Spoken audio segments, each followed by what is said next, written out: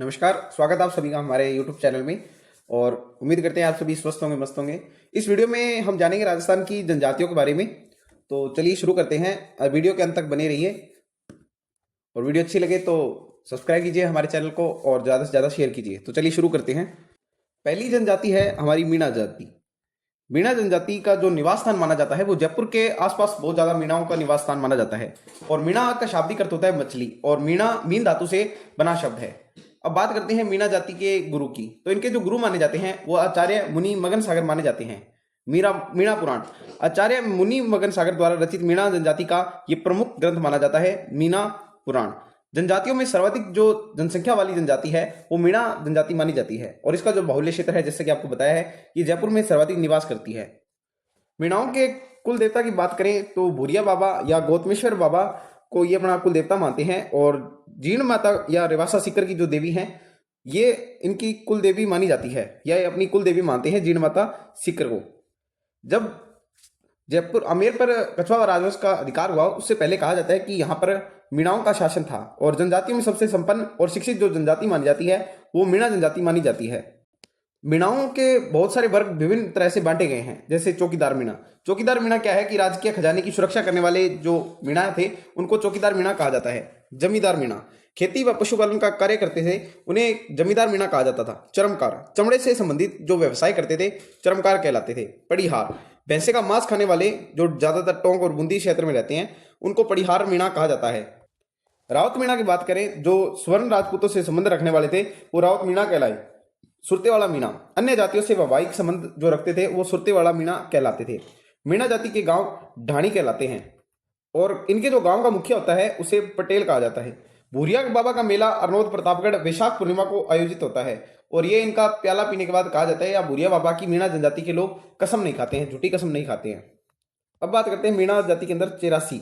चेरासी क्या है? मीणा जाति की सबसे बड़ी पंचायत चेरासी पंचायत होती है। भुज देवता मीणा जाति के देवी देवताओं को भुज देवता भी कहा जाता है। नाता या नतारा प्रथा, इसके अंदर क्या होता है कि इस प्रथा में जो विवाहित स्त्री है वो अपने पति बच्चों को छोड़कर किसी दूसरे पुरुष से विवाह कर लेती है, तो उसे नतारा या नाता प्रथा भी कहा जाता है। नेक्स्ट है छेड़ा फाड़ना। ये एक तरह से तलाक की प्रथा होती है। इसके अंदर क्या होता है कि पुरुष नई साड़ी का पल्लू, एक तरफ पल्लू में एक रुपया बांधकर उसे चौड़ाई की तरफ से फाड़ता है, और उसे फाड़ी हुई जो साड़ी होती है उसे उस महिला को पहना देता है। तो ये एक परित्यागता का प्रतीक माना जाता है। नेक्स्ट है झगड़ा राशि। कोई पुरुष जो किसी स्त्री को भगा कर ले जाता है और झगड़ा राशि के रूप में उसे जुर्माना देना पड़ता है, उसे झगड़ा राशि कहा जाता है। और झगड़ा जो राशि होती है वो पंचायत के द्वारा निर्धारित की जाती है। नेक्स्ट है भील जनजाति। भीलों का जो सर्वाधिक जो निवास माना जाता है वो भूमठ क्षेत्र उदयपुर में माना जाता है। और भील शब्द की जो उत्पत्ति है वो भील यानी कि द्रविड़ भाषा का शब्द है, जिसका अर्थ होता है कमान। हमारे जो कर्नल इतिहासकार हुए हैं कर्नल टोड, जिनकी पुस्तक है the annals and antiquities of Rajasthan, जिन्हें घोड़े वाले बाबा भी कहा जाता है या राजस्थान इतिहास के पितामह भी कहा जाता है, तो इन्होंने भीलों को वन पुत्र की संज्ञा दी है। इतिहासकार टोलमी ने भीलों को फिलाइट यानी कि तीर अंदाज कहा है। और जनसंख्या में मीणा जनजाति के बाद राजस्थान में भीलों का दूसरा स्थान है। और भील जनजाति के जो लोग हैं वो सबसे राजस्थान में प्राचीन माने जाते हैं, प्राचीन जनजाति मानी जाती है इनकी। अब बात करते हैं भीलों के घरों की। तो इनके जो घर होते हैं उनको कू कहा जाता है, कू। और भीलों के घरों को टापरा भी कहा जाता है। और भीलों की झोपड़ियों के समूह होते हैं जो कई साथ एक जैसी झोपड़ियां होती हैं, उन्हें फला कहा जाता है। और भीलों के जो बड़े गांव होते हैं उन्हें पाल कहा जाता है। सबसे इंपॉर्टेंट है, ये क्वेश्चन पेपर में आता है कि भीलों के मुखिया को कहा जाता है, ये गमेती या पालती कहते हैं भीलों के मुखिया को। अब बात करते हैं भीलों के वस्त्रों की। तो इनमें पहला वस्त्र है ढेपाड़ा या ढेपाटा। ये भील पुरुषों की एक तंग धोती होती है। खोयतु भील पुरुषों की जो लंगोटी होते हैं उसे खोयतु कहा जाता है। और भील पुरुषों की जो साधारण होती है उन्हें फालू कहा जाता है। पोत्या क्या होता है कि पोत्या में जैसे आम भाषा में जो सफेद भाषा जो साफा यूज करते हैं उसे पोत्या कहा जाता है। पीरिया भील जाति की दुल्हन की पीले रंग की जो साड़ी होती है उसे पीरिया कहा जाता है। लाल रंग की जो साड़ी होती है उसे सिंदूरी कहलाती है। कछाबू क्या होता है? लाल व काले रंग का घाघरा होता है जिसे कछाबू कहा जाता है। अब बात करते हैं मेले की। बेणेश्वर मेला डूंगरपुर, ये माघ पूर्णिमा को भरता है और इसे ही आदिवासियों का कुंभ कहा जाता है। इनकी नदियों की बात करें तो सोम, माही, जाखम ये तीनों नदी पर भरता है बेणेश्वर डूंगरपुर में माघ पूर्णिमा को। घोटिया अम्बा का जो मेला है वो बांसवाड़ा चैत्र अमावस्या भरता है, और यह भीलों का कुंभ कहलाता है। और भीलों का गोत्र अटक कहलाता है। भील बाहुल्य क्षेत्र भूमठ कहलाता है, जो ज्यादातर उदयपुर का क्षेत्र माना जाता है। संख्या की दृष्टि से सर्वाधिक भील बांसवाड़ा जिले में निवास करते हैं, और भीलों में प्रचलित मृत्यु भोज की प्रथा को काटा कहा जाता है। काटा काटा प्रथा भीलों में प्रचलित है। जो मृत्यु भोज करवाया जाता है उसे काटा कहा जाता है। भीलों के बारे में कहा जाता है कि केसरिया नाथ, या जिन्हें कहा जाता है आदिनाथ ऋषभ देव जी या काला जी की चढ़ी हुई केसर का पानी जो होता है, उसे पानी पीकर वो कभी झूठ नहीं बोलते हैं। अब बात करते हैं भीलों के लोकगीतों की। तो पहला जो गीत है वो है सुवटिया। ये भील स्त्री द्वारा गाया जाता है, और स्त्री और पुरुष के द्वारा युगल रूप में जो गीत गाया जाता है उसे हमसिड़ो कहा जाता है। भीलों के विवाह की बात करें तो पहला विवाह है हरण विवाह। इसमें क्या है, लड़की को गाकर किया जाने वाला विवाह हरण विवाह कहलाता है। और परीक्षा विवाह कौन सा है, इस विवाह में पुरुष के साहस का प्रदर्शन होता है। नेक्स्ट है क्रय विवाह। इसे ही दापा विवाह कहा जाता है। दापा करना, वर द्वारा वधु का मूल्य चुकाकर किया जाने वाला विवाह दापा या क्रय विवाह कहलाता है। सेवा विवाह क्या है कि शादी से पूर्व जो लड़का होता है वो अपने भावी सास ससुर की सेवा करता है और उसे सेवा विवाह कहा जाता है। हठ विवाह कौन सा है, लड़के तथा लड़की द्वारा भागकर किया जाने वाला विवाह, जो वर्तमान में काफी प्रचलित है, लव मैरिज। नेक्स्ट है हाथी वेड़ो। इनकी प्रथाएं की बात करते हैं। हाथी वेड़ो भीलों में प्रचलित विवाह की प्रथा, जिसके अंतर्गत बांस, पीपल या सागवान वृक्ष के समक्ष फेरे लिए जाते हैं। इसमें वर को हरण व वधु को लाड़ी कहते हैं। तो ये विवाह कहलाता है हाथी वेड़ो, ये प्रथा कहलाती है। भंगोरिया विवाह, भंगोरिया उत्सव भी कहा जाता है। भीलों में प्रचलित उत्सव जिसके दौरान भील अपने जीवन साथी का चुनाव करते हैं, भंगोरिया उत्सव कहलाता है। नेक्स्ट है खेती की बात करते हैं। तो झूमिंग कृषि, पहाड़ों पर वनों को काटकर या जलाकर भूमि साफ की जाती है और इस कृषि को चिमाता भी कहा जाता है। वालर या दजिया, मैदानी भाग को साफ कर की जाने वाली कृषि वालर कहलाती है या दजिया कहलाती है। भीलों के कुल देवता टोटम देव कहलाते हैं। भीलों की कुल देवी आमजा माता या केलड़ा माता, जिनका मंदिर केलवाड़ा उदयपुर के अंदर स्थित है। अब रणघोष की बात करते हैं। तो फायरे फायरे भील जनजाति का रणघोष माना जाता है। और नृत्य में बात करें तो गवरी, राई, गेर, द्विचकी, हाथीमना, घूमड़ा, ये सभी नृत्य माने जाते हैं। कांडी, भील कांडी शब्द को माली मानते हैं। भराड़ी, भील जाति में वैवाहिक अवसर पर जिस लोक देवी देवताओं का भित्ति चित्रण बनाया जाता है उसे भराड़ी कहा जाता है। नेक्स्ट जनजाति है ग्रासिया जनजाति। ग्रासिया जनजाति मुख्य रूप से सिरोही जिलों के आबू रोड व पिंडवाड़ा तहसीलों में निवास करती है। ग्रासिया के जो घर होते हैं उन्हें घेर कहा जाता है, और ग्रासिया के जो गांव होते हैं उन्हें फालिया कहा जाता है, और गांव के मुखिया को सहलोत कहा जाता है। सोहरी, अनाज रखने वाली जो कोठियां होती है उन्हें सोहरी कहा जाता है। कांगिया, ग्रासिया जनजाति में प्रचलित मृत्यु भोज की प्रथा है कांगिया। हरी भावरी, ग्रासिया जनजाति द्वारा सामूहिक रूप से की जाने वाली कृषि को हरी भावरी कहा जाता है। हेलरू, हेलरू क्या है कि ग्रासिया जनजाति के विकास के लिए कार्य करने वाली सहकारी संस्था हेलरू कहलाती है। ये इंपॉर्टेंट है। हेलरू, ग्रासिया जनजाति के लोग एक से अधिक मतलब पत्नियां रखना संपन्नता का प्रतीक मानते हैं, यानी कि जो जितनी पत्नी रखेगा वो उतनी ही संपन्न होगा। और ग्रासिया जनजाति मोर को अपना आदर्श पक्षी मानते हैं। हुर्रे, ग्रासिया जाति के लोग मृतक व्यक्ति की स्मृति में मिट्टी का स्मारक बनाते हैं तो उसे ही सूर्य कहा जाता है। और ग्रासिया जाति के लोग मृतक की अस्थियों का विसर्जन जो है वो नक्की झील माउंट आबू में करते हैं। गौर का मेला या अंजारी का मेला ग्रासियों का प्रमुख मेला माना जाता है, जो सिरोही में वैशाख पूर्णिमा को भरता है। मनखारो मेला चेपानी क्षेत्र गुजरात के अंदर लगता है। अब बात करते हैं विवाह के बारे में।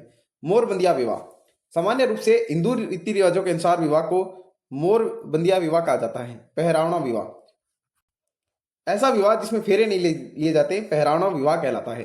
तानना विवाह, लड़की को भगाकर किया जाने वाला विवाह, वर्तमान में लव मैरिज, तनना विवाह कहलाती है। नृत्य की बात करें तो वालर, लूर, कूद, मादल, जवारा, मोरिया, ये सभी ग्रासिया जनजाति के प्रमुख नृत्य माने जाते हैं। नेक्स्ट है सहरिया जनजाति। राज्य की सबसे पिछड़ी जनजाति है जिसे भारत सरकार ने आदिम जनजाति यानी कि पीटीजी में शामिल किया है। और यह जनजाति राजस्थान में 12 जिले की शहबाद व किशनगढ़ तहसीलों में सर्वाधिक, किशनगंज तहसील में सर्वाधिक निवास करती है। और कहा जाता है कि इस जनजाति में भीख मांगना वर्जित होता है। और शहरिया जनजाति में लड़की का जन्म शुभ माना जाता है। ये बहुत अच्छी बात है कि शहरिया जनजाति के जो लोग हैं वो लड़की होना अपने आप में बहुत ही अच्छा मानते हैं। टापरी, शहरियों के मिट्टी, पत्थर, लकड़ी और घास फूस के बने घरों को टापरी कहा जाता है। टोपा, गोपना, कोरुआ, ये क्या है, घने जंगलों में पेड़ों पर, बिल्लियों पर जो मचान नुमा झोंपड़ी बनाते हैं उनको कहा जाता है गोपना, केरुआ या टोपा। शहरियों की बस्ती को सहाराना कहा जाता है। क्या कहा जाता है? सहाराना कहा जाता है। और जो मुखिया होता है शहरिया जनजाति का उसे कोतवाल कहा जाता है। और शहरिया जनजाति के जो गांव होते हैं उन्हें सहरोल कहा जाता है। सहरोल गांवों को और कोतवाल गांव के मुखिया को। कुशीला, शहरिया जनजाति जो लोग अनाज का संग्रहण करते हैं, जो कोठिया होती है उससे कोशिला कहा जाता है। आटा संग्रहण करने पात्र को भंडेरी कहा जाता है। सहरिया जनजाति के लोग कुल देवता तेजाजी व कुल देवी कोड़िया देवी को मानते हैं। और सहरिया जनजाति के जो गुरु माने जाते हैं वो महर्षि वाल्मीकि जी को अपना गुरु मानते हैं। और सब सहरिया जनजाति की जो सबसे बड़ी पंचायत होती है वो चेरसिया कहलाती है, और जिसका आयोजन सीतावाड़ी नामक स्थान पर वाल्मीकि जी के मंदिर पर होता है। अब बात करते हैं इनके वस्त्र की। सलूका, पुरुषों की जो अंगरखी होती है उसे सलूखा कहा जाता है। और खपटा, पुरुषों का जो साफा होता है उसे खपटा कहा जाता है। पुरुषों की धोती की बात करें तो धोती को पंछा कहा जाता है। सहरिया जाति के मेलों की बात करें तो सबसे बड़ा जो मेला माना जाता है वो सीताबाड़ी का मेला माना जाता है, जो 12 के अंदर लगता है। विशाख अमावस्या को इसका आयोजन सीताबाड़ी नामक स्थान पर किया जाता है। और ये मेला हाड़ौती अंचल का सबसे बड़ा मेला माना जाता है। इस मेले को सहरिया जनजाति का कुंभ भी कहा जाता है। सहरिया जनजाति का कुंभ सीताबाड़ी 12 मेला कहलाता है। कपिल धारा का मेला 12 के अंदर, ये भी कार्तिक पूर्णिमा को आयोजित होता है। और कोलायत में कपिल मुनि का मेला भी कार्तिक पूर्णिमा को आयोजित होता है। और पुष्कर का मेला भी कार्तिक पूर्णिमा को ही आयोजित होता है। नृत्य की बात करें तो शिकारी नृत्य इनका प्रमुख नृत्य माना जाता है। नेक्स्ट है कंजर जनजाति। यह जनजाति जो है राज्य के हाड़ौती क्षेत्र में निवास ज्यादा करती है। और कंजर शब्द कानन चार से उत्पन्न हुआ है, जिसका शाब्दिक अर्थ होता है जंगल में विचरण करने वाला। कंजर जनजाति अपराध प्रवृत्ति के लिए कुख्यात मानी जाती है। और कंजर जाति के जो लोग होते हैं, लोग व्यक्ति के मुख में शराब की बूंदें डालते हैं। जब व्यक्ति की मृत्यु हो जाती है तो कंजर जाति के जो लोग होते हैं वो मृत व्यक्ति के मुंह में शराब की कुछ बूंदें डालते हैं। कंजर जाति के अंदर एक बहुत फेमस प्रथा सी मानी जाती है पाती मांगना। जब भी वो कोई अपराध करने से पहले अपने आराध्य देव का जो आशीर्वाद प्राप्त करते हैं तो उसे पाती मांगना कहा जाता है। और कंजर जाति के जो लोग हैं वो हाकम राजा का प्याला पीकर कभी झूठ नहीं बोलते हैं। और कंजर जनजाति के जो लोग कुल देवता माने जाते हैं वो हनुमान जी, और कुल देवी मानी जाती है चौथ माता। इनका जो मंदिर है वो चौथ का बरवाड़ा सवाई माधोपुर में स्थित है। इनके मेले की बात करें तो चौथ माता का जो मेला है वो चौथ का बरवाड़ा सवाई माधोपुर में माघ कृष्ण चतुर्दशी को बरता है। और यह मेला कंजर जनजाति का कुंभ कहलाता है। और इस जनजाति के घरों में मुख्य दरवाजे के स्थान पर छोटी छोटी खिड़कियां होती हैं जो भागने में सहायता करती हैं। और कंजर जाति का जो मुख्य नृत्य माना जाता है फेमस, वो चक्री नृत्य कंजर जनजाति का माना जाता है। नेक्स्ट है कथोड़ी जाति। कथोड़ी जो जनजाति है वो राज्य में उदयपुर जिले के कोटड़ा, झड़ोल व सराड़ा तहसीलों में निवास करती है। और यह जनजाति जो मुख्य रूप से मूलतः मानी जाती है, जो इसका मूल स्थान माना जाता है वो महाराष्ट्र माना जाता है। और ये जनजाति होती है, इनमें खास बात है कि ये खेर वृक्ष से कत्था तैयार करने के लिए दक्ष मानी जाती है। और कथोड़ी जनजाति की जो महिलाएं होती है वो मराठी अंदाज में एक साड़ी पहनती हैं, जिसे फड़का ये साड़ी कहा जाता है या फड़का कहा जाता है। वाद्य यंत्र की बात करें तो तारपी, पावरी ये सुशील श्रेणी के वाद्य यंत्र है जो कथोड़ी जाति के मुख्य वाद्य यंत्र माने जाते हैं। नृत्य की बात करें तो मावलिया, होली ये सभी दोनों नृत्य इनके कथोड़ी के मुख्य नृत्य हैं। और ये दूध नहीं पीते। सबसे खास बात है कि ये दूध नहीं पीते, पता नहीं क्यों नहीं पीते, लेकिन नहीं पीते। कथोड़ी जनजाति का पसंदीदा जो पेय है वो माना जाता है महुआ की शराब। जो इतना दूध नहीं पीते इसके लिए वो ये पसंदीदा पेय पदार्थ पीते हैं, महुआ की शराब। और ये गाय या लाल मुंह वाले बंदर का मांस खाना सर्वाधिक पसंद करते हैं, यानी कि पसंद करते हैं, सर्वाधिक तो क्या सॉरी खाना पसंद करते हैं। नेक्स्ट है डामोर जनजाति। डामोर जनजाति सिमलवाड़ा डूंगरपुर जिले में सर्वाधिक निवास करती है। और इनकी जो उत्पत्ति मानी जाती है वह राजपूतों से मानी जाती है। इस जनजाति के लोग एकलवादी होते हैं। एकलवादी कैसे? जैसे विवाह हुआ परिवार वाले उसे अलग कर देते हैं कि तू अपना कर कमा खा। और ये ज्यादातर क्या होते हैं, मांसाहारी होते हैं। इस जनजाति के जो लोग होते हैं, पुरुष होते हैं, वो महिलाओं की तरह ही आभूषण पहनना पसंद करते हैं और ज्यादातर उन्हीं की तरह आभूषण पहन के रखते हैं। और डामोर जनजाति के जो पंचायत का जो मुखिया होता है उसे मुखी कहा जाता है, मुखिया को मुखी कहा जाता है। चाड़िया उत्सव। होली के अवसर पर डामोर जनजाति द्वारा आयोजित उत्सव चाड़िया उत्सव कहलाता है। मेले की बात करें तो 11 रेवाड़ी का मेला डूंगरपुर अगस्त सितंबर माह में बढ़ता है। 11 रेवाड़ी का मेला डूंगरपुर के अंदर बढ़ता है और ये डामोर जनजाति का सबसे बड़ा मेला माना जाता है। नेक्स्ट जनजाति है सांसी जनजाति। खानाबदोश जीवन यापन करने वाली सांसी जनजाति भरतपुर जिले में सर्वाधिक निवास करती है। और सांसी जनजाति की उत्पत्ति सांसमल नामक व्यक्ति से मानी जाती है। सांसी जनजाति के 2 वर्ग है, बीजा और एक माला। बीजा क्या है? जो धनायक वर्ग है, जिनके पास धन ज्यादा है या धन है, वो बीजा कहलाते हैं। माला क्या है? गरीब वर्ग है, जिससे माला कहा जाता है। सांसी जनजाति में विधवा विवाह का प्रचलन नहीं है। विधवा होने पर एक बार स्त्री दूसरा विवाह नहीं करती है। और इस समाज में किसी विवाद की स्थिति में हरिजन व्यक्ति को आमंत्रित किया जाता है। मेले की बात करें तो पीर बल्लू शाह का मेला सांसी जनजाति का है, जो संगरिया में जून माह में आयोजित होता है, संगरिया हनुमानगढ़ में। अब लास्ट में मोटे तौर से महत्वपूर्ण तथ्यों की बात कर लेते हैं। तो राज्य की जो अधिकांश जनजातियां हैं वो उदयपुर जिले में निवास करती हैं। लोकाई या कांगिया, मृत्युभोज आदिवासियों में प्रचलित है मृत्यु भोज की जो प्रथा है वो लोकाई या कांग्या कहलाती है। भराड़ी क्या है? आदिवासियों भीलों में प्रचलित वैवाहिक जो भित्ति चित्रण होते हैं लोक देवी के, उन्हें भराड़ी कहा जाता है। ये बांसवाड़ा के कुशलगढ़ क्षेत्र की विशिष्ट परंपरा मानी जाती है। जिस भील कन्या का विवाह होता है उसके घर की दीवार पर जवाई के द्वारा हल्की रंग से लोक देवी का चित्रण किया जाता है। लीला मोरिया संस्कार आदिवासियों में प्रचलित विवाह से संबंधित ये संस्कार है। हालमा हांडा या हिडा आदिवासियों में प्रचलित सामूहिक सहयोग की प्रथा या भावना हालमा हांडा या हिडा कहलाती है। हमने लो आदिवासियों में प्रचलित जनजातीय उत्सव है जिसका आयोजन माणिक्यलाल वर्मा आदिम जाति शोध संस्थान द्वारा किया जाता है। ये इंपॉर्टेंट है। हमें लो नात्रा प्रथा आदिवासियों में प्रचलित विधवा पुनर्विवाह की प्रथा जो होती है नात्रा प्रथा कहलाती है। मारू ढोल गंभीर संकट अथवा विपत्ति के समय ऊंची पहाड़ी पर चढ़कर जोर जोर से ढोल बजाना मारू ढोल कहलाता है। फायरे फायरे भीलों का रणघोष है। कीक मारी विपता के समय जोर से चिल्लाना। पाखरिया जब कोई भील किसी सैनिक के घोड़े को मार देता है तो उस भील को पाखरिया कहा जाता है। यह सम्माननीय शब्द माना जाता है। मोताणा उदयपुर संभाग में प्रचलित प्रथा है जिसके अंतर्गत खून खराबे पर जुर्माना वसूला जाता है और वसूली गई राशि बढ़ोतरा कहलाती है। दापा करना आदिवासियों में विवाह के लिए वर वधु को चुकाया गया मूल दावा जैसे आकर जो दापा कहलाता है। वापोरी दोपहर के विश्राम के समय जो विश्राम का जो समय होता है उसे वापोरी कहा जाता है। मावड़िया आदिवासियों में प्रचलित बंधुआ मजदूर प्रथा को मावड़िया कहा जाता है। अन्य नाम सागड़ी या होली कहा जाता है। हुंडेल प्रथा जब दो या दो से अधिक परिवार मिलकर सामूहिक रूप से अपने सीमित संसाधनों द्वारा जो कार्य करते हैं उन्हें हुंडेल प्रथा कहा जाता है। तो इस वीडियो में जाना हमने राजस्थान की जनजातियों के बारे में। उम्मीद करते हैं कि आपको वीडियो अच्छी लगी होगी।